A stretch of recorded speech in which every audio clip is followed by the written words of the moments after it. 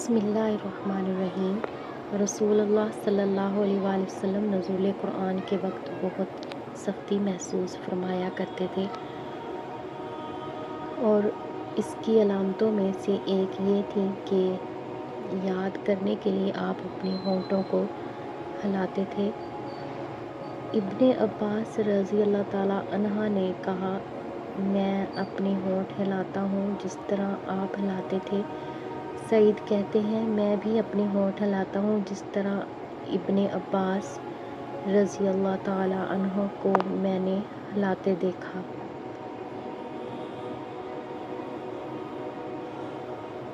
پھر انہوں نے اپنے ہونٹ ہلائے۔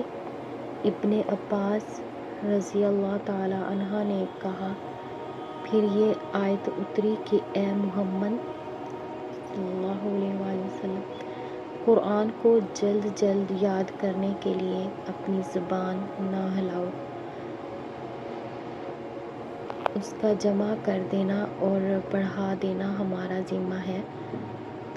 حضرت ابن عباس رضی اللہ تعالیٰ عنہ کہتے ہیں، یعنی قرآن آپ صلی اللہ علیہ وآلہ وسلم کے دل میں جمع دینا اور پڑھا دینا ہمارے ذمہ ہے۔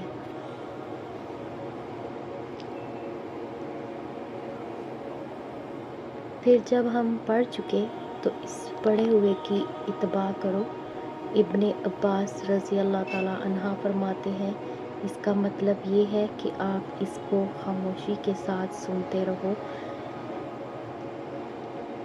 اس کے بعد مطلب سمجھا دینا ہمارے ذمہ ہے۔ پھر یقیناً یہ ہماری ذمہ داری ہے کہ آپ اس کو پڑھو، یعنی اس کو محفوظ کر سکو۔ چنانچہ اس کے بعد جب آپ کے پاس حضرت جبرائیل علیہ السلام وحی لے کر آتے تو آپ صلی اللہ علیہ وآلہ وسلم توجہ سے سنتے۔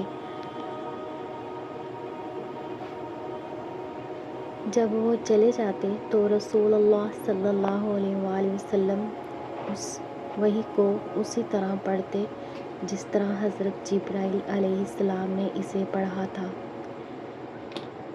صحیح بخاری۔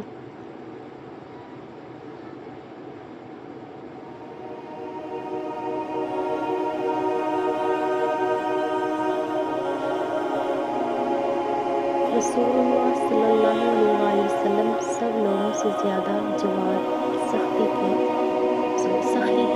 اور رمضان میں دوسرے اوقات کے مقابلہ میں جب جبرائیل آپ صلی اللہ علیہ وآلہ وسلم سے ملتے بہت ہی زیادہ جود و کرم فرماتے۔